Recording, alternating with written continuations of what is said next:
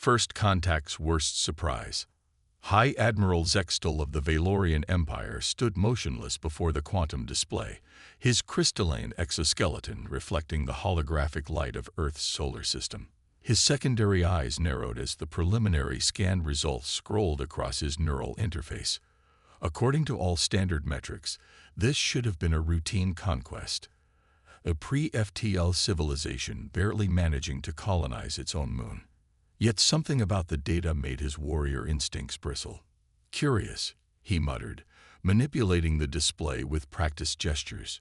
Show me their defensive capabilities. The AI compiled the data, presenting a sparse network of primitive satellites, a handful of space stations, and scattered installations across Mars and the Moon. Nothing that should concern the most powerful military force in the known galaxy.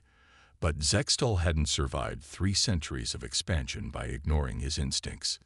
Deep scan the entire system, he ordered. Every asteroid, every piece of debris, everything. His second-in-command, Sub-Commander Vriss, shifted uncomfortably. Sir, that will delay the invasion by at least 36 hours. Then it will delay us by 36 hours, Zextal replied sharply.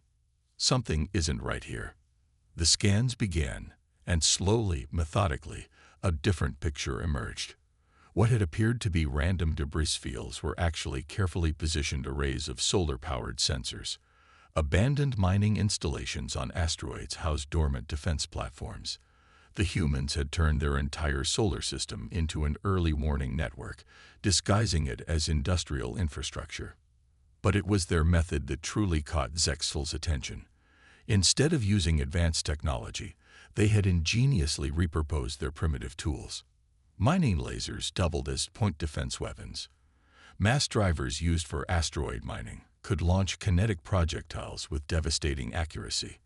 They had even seeded the system with clouds of smart dust, billions of microscopic sensors that were nearly impossible to detect individually. Remarkable, Zextal breathed. They knew we were coming. Impossible, Vriss protested. They don't even have quantum communications. How could they? An alert cut through the bridge's atmosphere. One of their stealth probes, sent to observe Earth's lunar colonies, had gone silent. Then another, and another. Show me, Zextal demanded. The display shifted to show the lunar surface. At first, nothing seemed amiss. Then they saw it. The humans had developed a network of ground-based telescopes, linked together into a massive array.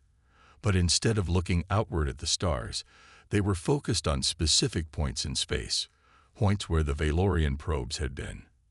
They're tracking our stealth systems, Vriss whispered in disbelief. But how? They shouldn't even be able to detect the gravitational distortion. They're not, Zextal realized, his tactical mind racing ahead. They're watching for the stars that our probes obscure. No advanced sensors, no quantum detection grid. Just countless eyes watching for tiny shadows against the starfield. Primitive, yet brilliant. The implications were staggering. The humans hadn't just prepared for an invasion. They had done so in a way that no advanced civilization would have thought possible. They had turned their entire solar system into a trap, using technology so simple that it had slipped right past the Empire's most sophisticated detection systems. Your orders, High Admiral, Vriss asked, anxiety evident in the vibration of his crystalline form. Zextal studied the display for a long moment. The invasion fleet behind him represented the finest military technology in known space. They had conquered dozens of worlds more advanced than Earth. But none of those worlds had shown this level of innovative thinking, this ability to turn primitive technology into a sophisticated defense network. Launch a single probe, he finally ordered. Make it obvious. Let's see how they react when they know we know. The probe launched, its stealth systems deliberately inactive. Within moments, the humans' response began. But instead of panic or aggression, they simply began broadcasting. On every frequency, in every language, using methods ranging from radio waves to modulated neutrino beams. Not threats or demands, but a simple message. We know you're watching. We've been preparing for centuries. Every war, every conflict, every competition has taught us something. We're ready. Are you? Zextal felt something he hadn't experienced in centuries. Doubt. The humans hadn't achieved their technological sophistication through normal development. They had done it by turning their greatest weakness, their constant internal conflicts, into a crucible of innovation. Every weapon, every strategy, every defense had been tested and refined in real combat conditions. "Recall the probe," he ordered quietly, "and prepare a full report for the Imperial Council. This species, they're different. They don't think like we do. And that makes them more dangerous than any advanced civilization we've encountered." As the probe returned, Zextal made a personal note in his command log. Humans demonstrate unprecedented ability to repurpose primitive technology in sophisticated ways. Recommend extreme caution in any future contact. They have turned their entire solar system into a weapon, and we never saw it until they wanted us to. What else are they hiding? The High Admiral's crystalline form shimmered with unease as he contemplated the implications.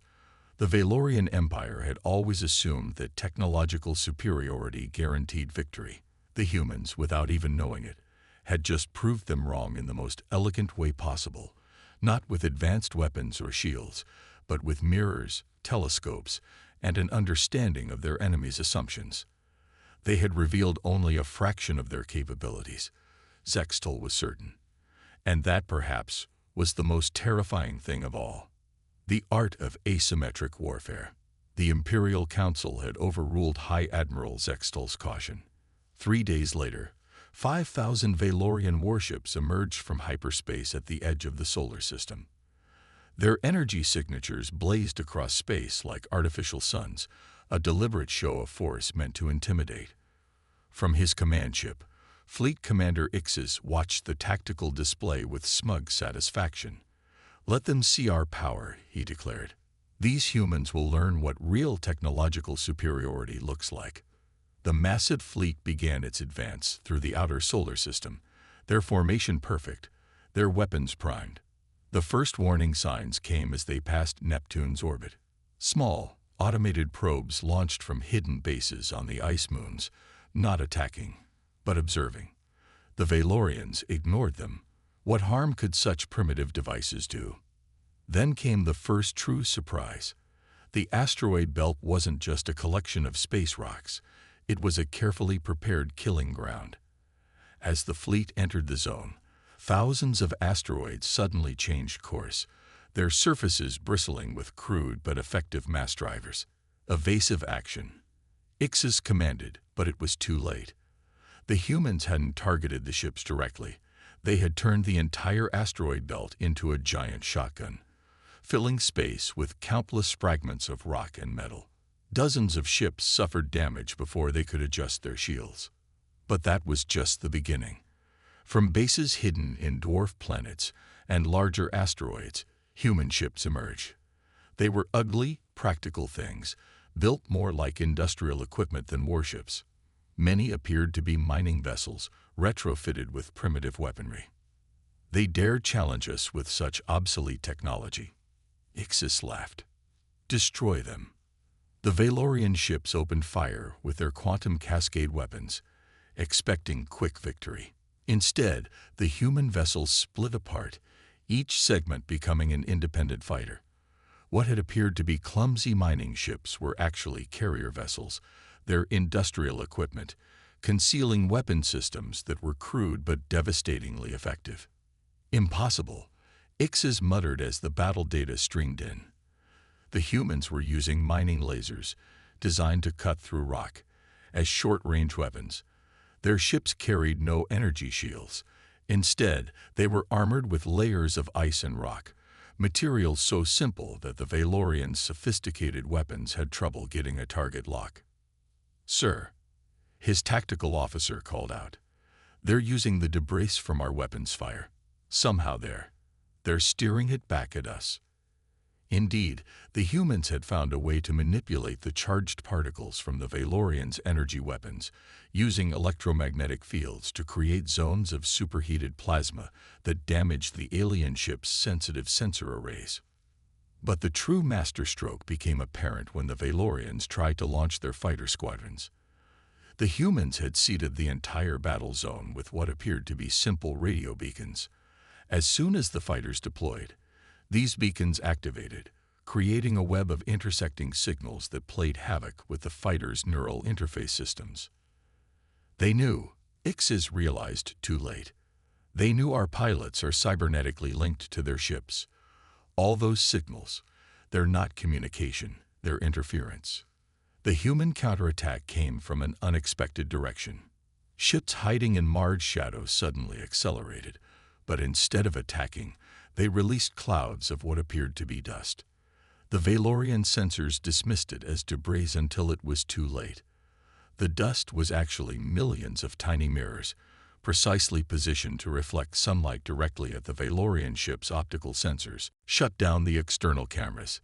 Ixis roared, but the damage was done. Dozens of ships, suddenly blinded, collided with the very debris field the humans had created earlier. A transmission cut through the chaos, broadcasting on all frequencies. The voice was calm, almost conversational. You're probably wondering why we're fighting this way. You see, we learned long ago that the most sophisticated weapon isn't always the most effective. Sometimes, the best solution is the one your enemy dismisses as impossible. As if to emphasize the point, the human ships began using the Valorians' own formation against them. The aliens' perfectly coordinated fleet, designed to fight as a single unit, became a liability. The humans attacked from multiple directions with seemingly random tactics, forcing the Valorians to break formation. Fall back to rally point Alpha, Ixis commanded, his crystalline form vibrating with fury. Prepare for. His words trailed off as new contacts appeared on the tactical display. From Earth's direction came a wave of small objects, too numerous to count. They weren't missiles or ships, but simple satellites. Weather satellites, communication relays, even primitive space telescopes, all on collision courses with the Valorian fleet. They're sacrificing their own orbital infrastructure, someone whispered in awe. But it was worse than that. Each satellite carried a payload of metallic chaff, turning space around the Valorian ships into a cloud of radar-reflective particles that made their targeting systems useless. In the confusion, more human ships emerged from hiding places throughout the solar system, each using different tactics, different weapons, different approaches. They're not fighting as an army, Ixis realized. Each group is fighting its own way, using whatever resources they have. There's no pattern to predict, no standard doctrine to counter. The battle continued, but its outcome was already clear. The mighty Valorian fleet, with all its advanced technology, was being systematically taken apart by an enemy that refused to fight according to any recognizable rules of warfare. As his ship executed an emergency jump to safety, Fleet Commander Ixis added his own note to the Imperial archives. The humans' greatest weapon isn't their technology. It's their stubborn refusal to accept conventional limitations. They don't fight the way we expect, because they don't think the way we expect. And that makes them more dangerous than any enemy we've ever faced. Symphony of Chaos. The Valorian War Council convened an emergency session, their crystalline forms reflecting the urgent red lighting of the command chamber. Supreme Strategist Valthera, recently arrived from the homeworld, faced the assembled commanders with growing concern as the battle reports streamed in. Impossible, she declared, reviewing the data for the third time. No species can maintain military effectiveness without standardized protocols. The humans' resistance should have collapsed into chaos by now. Fleet Commander Ixis, still bearing scars from the asteroid belt debacle, leaned forward. With all due respect, Supreme Strategist, chaos appears to be their protocol. The tactical display showed Earth's combined defense efforts, but combined was perhaps the wrong word. Each nation, each group, each military force was fighting in its own unique way. There was no central command, no unified strategy that the Valorians could analyze and counter. Observe. Ixis continued, highlighting specific engagements.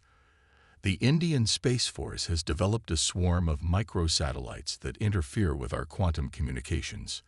The Brazilian-Argentine coalition is using modified weather control systems to create localized magnetic storms. The Pan-African Alliance has turned their solar power satellites into thermal weapons. Valthera watched as the display showed dozens of different approaches, each exploiting different weaknesses in Valorian technology. But how do they coordinate without a unified command structure? They don't. High Admiral Zextal interjected, joining the discussion. That's what makes them so dangerous. They're not trying to coordinate. Each group is solving the same problem in their own way, using whatever resources and methods they have available. The display shifted to show a new development. The Chinese-Korean alliance had launched what appeared to be a massive cloud of space debris, but detailed scans revealed each piece was actually a tiny autonomous drone designed to attach to Valorian ships and slowly disrupt their crystalline hull structure using precisely calibrated sonic frequencies. Meanwhile, the European Space Agency had developed a network of quantum entanglement detectors, not to match Valorian quantum technology, but to detect and avoid it altogether, allowing their ships to operate in the blind spots of the alien fleet's most sophisticated systems. Look at the North American response. Ixis pointed out. Their ships appeared to be deliberately broadcasting their positions, making themselves obvious targets. But when Valorian vessels engaged them, they discovered the broadcasts were coming from holographic decoys, while the real ships attacked from unexpected vectors using constantly changing tactics. Even their civilian sectors are contributing, Zextal noted with a mixture of admiration and frustration. Private space companies, research institutions, even independent operators, each adding their own unique approach to the defense. The tactical display updated again, showing a new threat. A coalition of Pacific Island nations, their territories threatened by rising seas even before the invasion, had developed a way to use their deep ocean thermal vent power stations to generate massive electromagnetic pulses. They couldn't match Valorian technology, so they simply created conditions where advanced technology couldn't function reliably. Their strength isn't in unity, Valthera realized, her crystalline form vibrating with the implications. It's in diversity. Every time we adapt to one approach, we face a dozen new ones. They're not trying to match our technological advantage. They're making it irrelevant. A new alert drew their attention.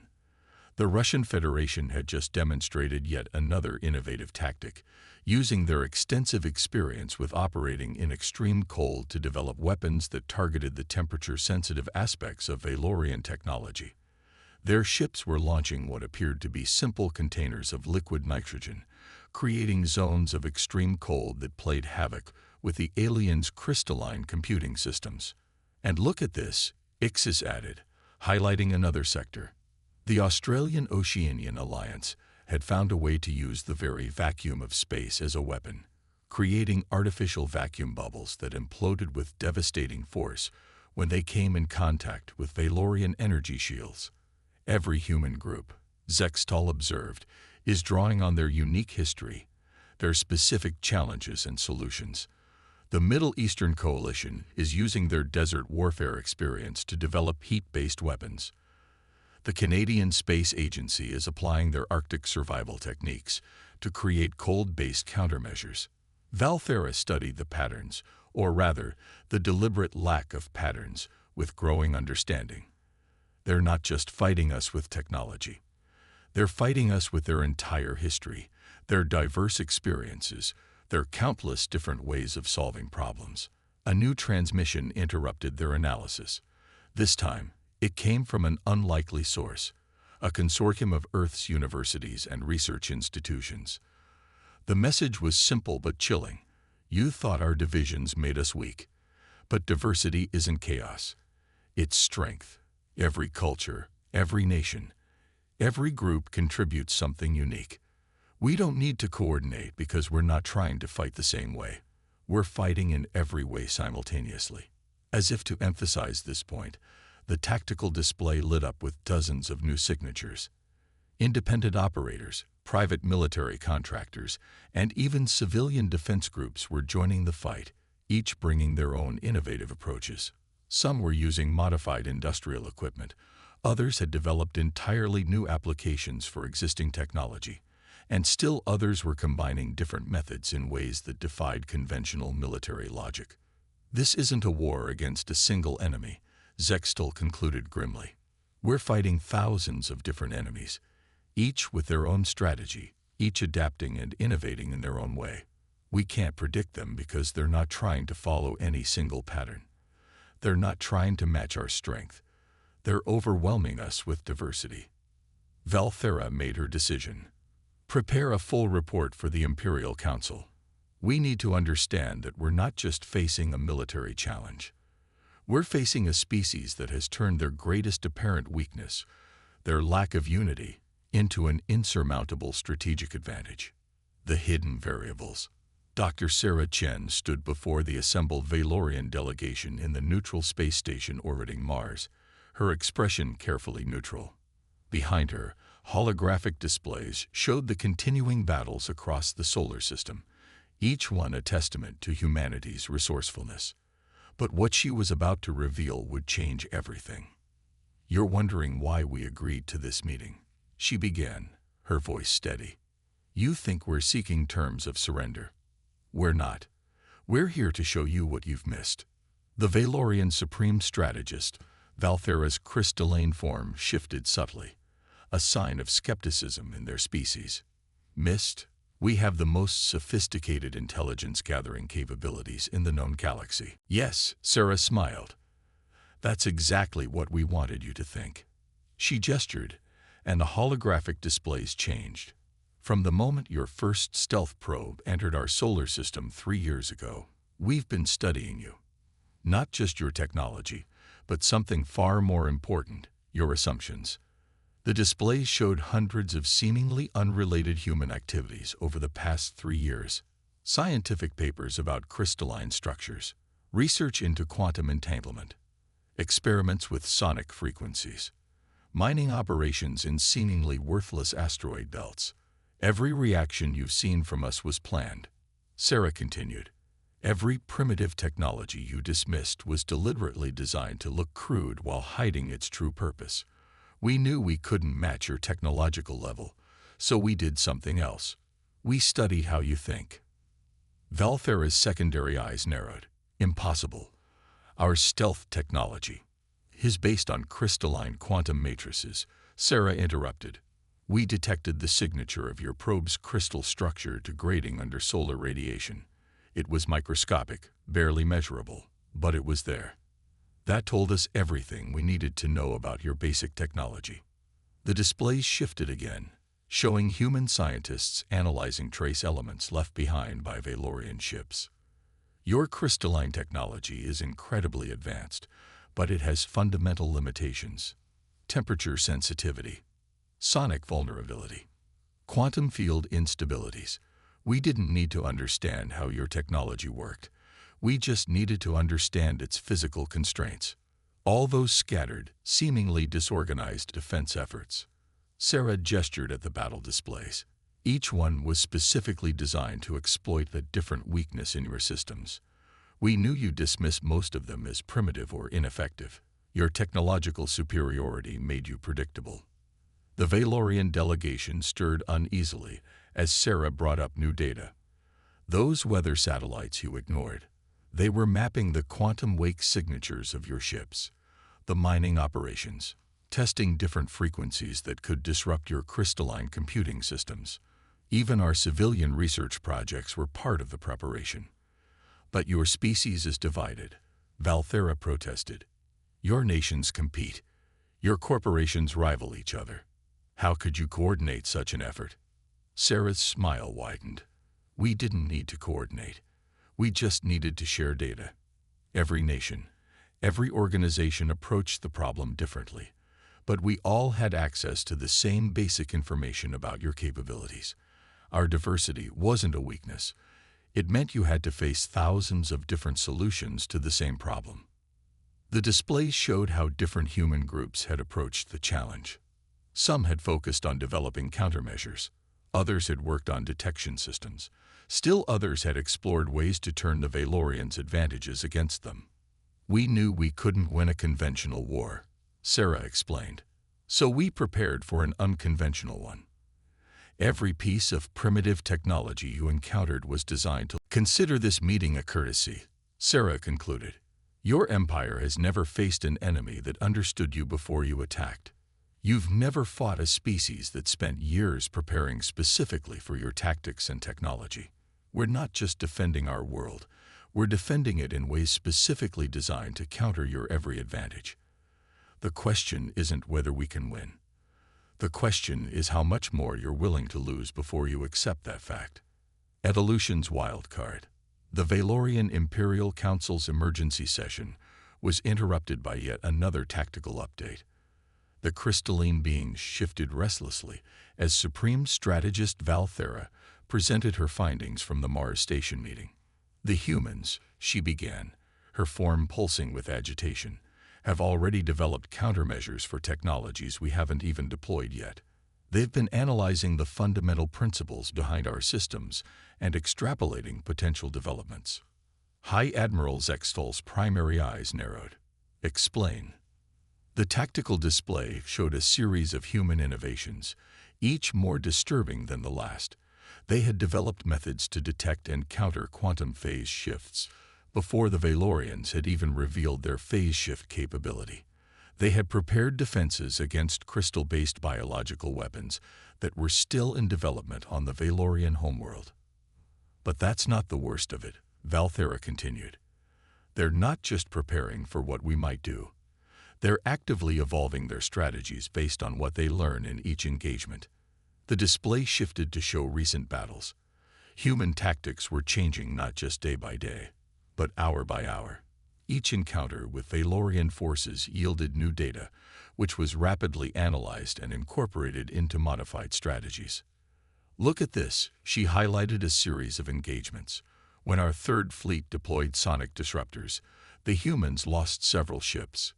But within hours, they had not only developed countermeasures, but had also reverse-engineered the principle to create their own versions, cruder but effectively targeting our crystalline technology. Fleet Commander Ixis, his form still bearing battle damage, spoke up. They're learning too fast. Our tactical computers can't keep up with their rate of adaptation. Precisely, Valthera confirmed. Our strength has always been our technological superiority and our unified, coordinated approach. But the humans, she paused, searching for the right words. They're not just fighting us. They're treating this entire conflict as a learning experience. The display showed how human forces were deliberately engaging in small skirmishes, seemingly sacrificing ships and resources, but each engagement revealed more about Valorian capabilities and limitations. They were probing, testing, analyzing, and evolving. Their scientific community has mobilized on a scale we've never seen, she continued. Every battle provides data for their researchers. Every technological response we deploy is immediately studied and countered. They're compressing centuries of technological development into weeks. A new alert flashed across the display. The humans had just demonstrated a previously unseen capability.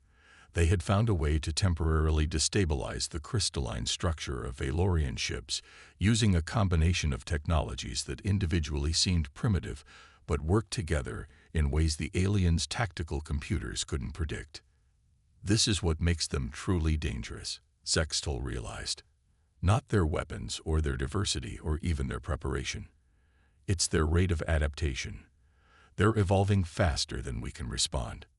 The council chamber fell silent as the implications sank in. The Valorian Empire had conquered countless civilizations through superior technology and coordinated military might, but they had never faced a species that could analyze, adapt, and evolve their tactics in real time. There's more, Valthera added grimly. They're not just learning about our technology.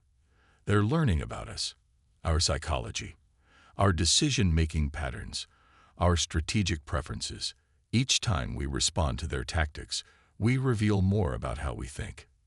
The tactical display updated again, showing a new pattern of human deployments. They were now anticipating Valorian responses before they happened, positioning their forces not where they needed to be, but where they would need to be based on predicted Valorian reactions. They're treating this entire conflict like a vast experiment, Ixis observed. Every engagement, every response, every reaction is data they use to refine their understanding and evolve their approach. A transmission cut through their deliberations. It was Dr. Chen again, her image appearing before the council. "I assume you've noticed our latest adaptations," she said calmly. "What you're seeing isn't just tactical evolution. It's the fundamental nature of our species. We don't just learn from experience. We transform ourselves based on what we learn." She gestured, and the display showed the rapid progression of human countermeasures and innovations over the course of the conflict. "Your civilization achieved stability through technological perfection. Ours never stopped changing, never stopped adapting. You see technology as a means to impose order. We see it as a tool for endless reinvention."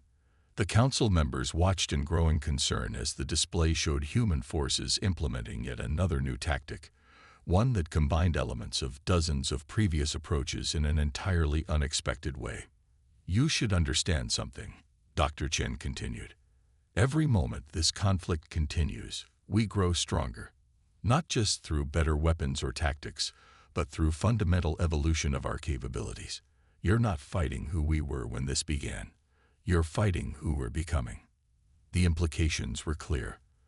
The longer the war continued, the more humanity would learn, adapt, and evolve. Their strategies would become more sophisticated, their counters more effective, their understanding of Valorian capabilities more complete. "The Council must make a decision," Valthera announced after Chen's transmission ended. "We can continue this conflict, but we must understand. We are no longer the ones with the technological advantage. The humans' ability to adapt and evolve their capabilities has surpassed our own."